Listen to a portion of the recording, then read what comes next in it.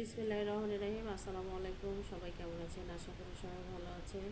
আজকে রান্না করব ডিম আর আলু, ডিম দিয়ে আলু দিয়ে। তো এই তো আমি ডিম আর আলুটা সিদ্ধ করে নিয়েছি। এখন আমি ডিমটা ছেলাই নিয়েছি, তো চুলাই তেলে ভেজে নিচ্ছি ডিম দুইটা। আলুটাও ছেলাই নিয়েছি আর কি, সিদ্ধ হয়ে গেছে।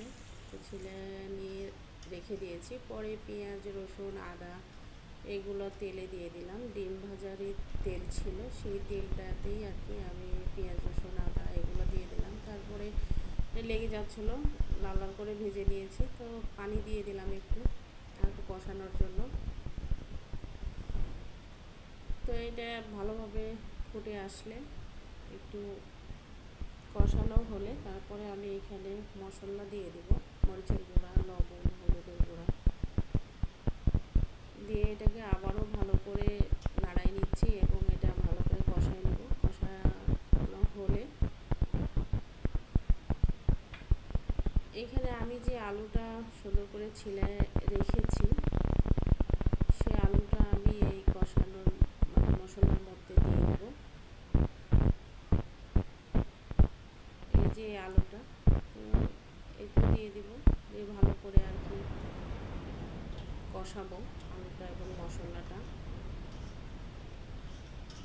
এটাকে ভালো করে একদম কষানো হতে সময় লাগবে। আমি ভালো করে মিক্স করে নাড়াই নিচ্ছি।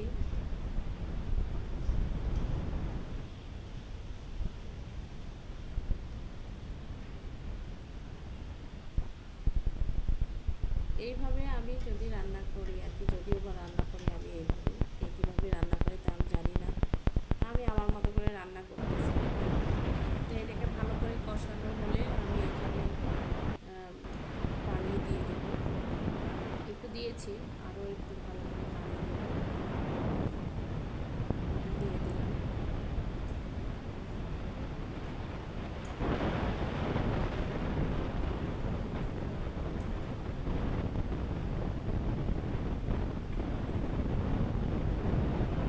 এটা ভালোভাবে ফুটে আসবে আর কি, কারণ এটা সিদ্ধ আলু, তো অত সময় লাগবে না, কারণ সিদ্ধ করে রেখেছিলাম। তারপরে ডিমটা আমি ভেজে রেখেছিলাম, ওইটা আর কি দিয়ে দিলাম। এখন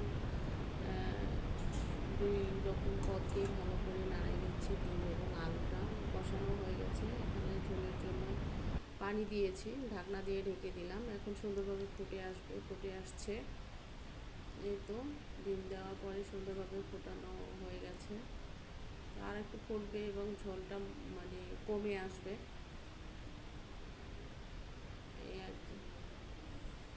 এই তো হয়ে গেছে সুন্দর আর কি। এখন খাবারের পালা, রান্না শেষ। তো সবাই ভালো থাকবেন।